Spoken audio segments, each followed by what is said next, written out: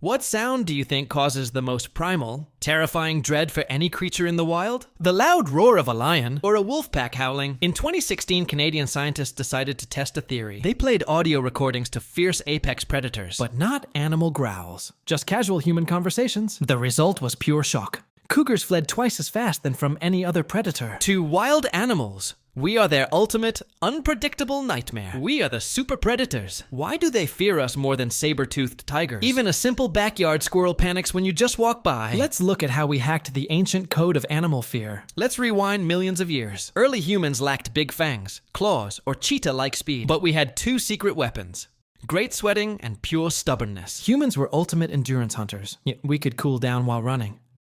Animals easily ran away from us, but humans didn't stop. They just followed. 1 hour, 2 hours, 5 hours. In the absolute peak heat, for a gazelle, this relentless running silhouette was terrifying. You run for miles, lie down to rest, and he appears again.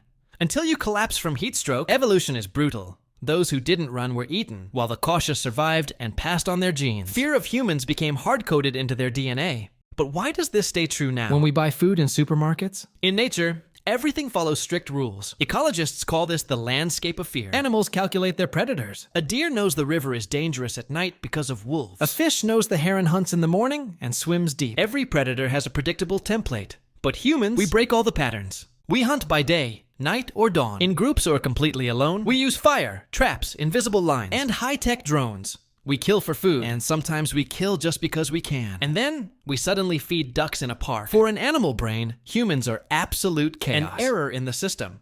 When a threat is completely unpredictable, the only smart choice is running away.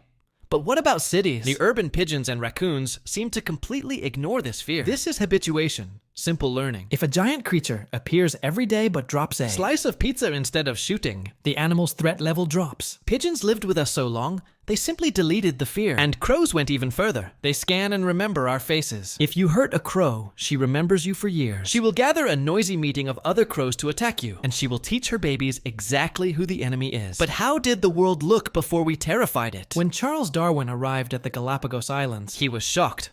Wild birds never flew away. He could walk up to an iguana, grab its tail, and throw it into the ocean. The lizard just swam back and sat right next to him. In Antarctica, curious penguins still walk up to polar researchers. They look into backpacks and examine cameras with zero fear. This proves that fear of humans is not a natural setting. It is a long, dark history we created ourselves. Fear doesn't just save lives, it reshapes entire worlds. When wolves returned to Yellowstone in 1995, the fear they brought changed everything. Deer stopped grazing in open valleys and riverbanks. Plants returned, erosion slowed, and even the river's path stabilized. All because the animals were afraid. We do the same. Because of us, mammals on every continent are becoming nocturnal. They're retreating into the darkness just to avoid meeting us. Our presence is literally rewriting the planet's schedule. But it's not just our appearance, it's our smell. We carry a cocktail of synthetic scents.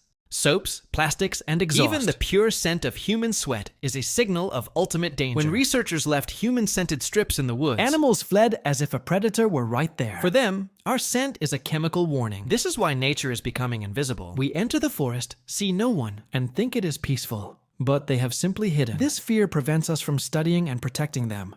So why do they ever attack? It's almost never about aggression.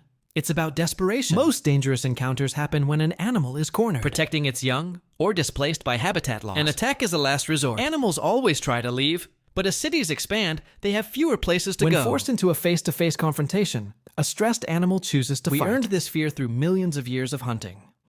Polar bears are perhaps the only exception. They evolved in places where humans were almost absent, so they never had a chance to learn our scent as a signal of death. To them, we are just another type of prey. But look at their brown cousins. A bear will always prefer to leave your path if it hears you coming. Most attacks aren't caused by hunger, but because we caught the beast by surprise. When forced face-to-face at close range, the bear's terrified brain issues one final command: attack to survive. We have turned the masters of the forest into frightened recluses, forced to protect their cubs in a world that no longer belongs to them. We are the most dangerous sound in their woods. But can we ever turn off this ancient algorithm? We are the smartest predators in the history of the planet, which means we have the power to change the rules of the game. In Rwanda and Uganda, a unique tourism program with mountain gorillas has been operating for years. Initially, these giants fled in terror from any sound. But decades of respectful, work without weapons or aggression have performed a miracle. The gorillas updated their internal database. They realized that these specific humans are safe. Today, massive alpha silverbacks allow tourists to sit just meters away from their families. This fear is not a permanent curse, but simply a mirror of how we behave ourselves. If hunting stops, animals need only a few generations to start trusting us again. They return to the daylight and step out into open meadows, ceasing to be invisible. Next time a rabbit or a squirrel runs away from you in the woods, don't be offended. It is just running a survival program that we forced them to write millions of years ago. The real question is, can we finally become something more to them than just their ultimate nightmare? Tell us in the comments if you believe that wildlife will ever trust humans again. Leave a like if you watched until this point, and subscribe to the channel so you don't miss new exciting stories.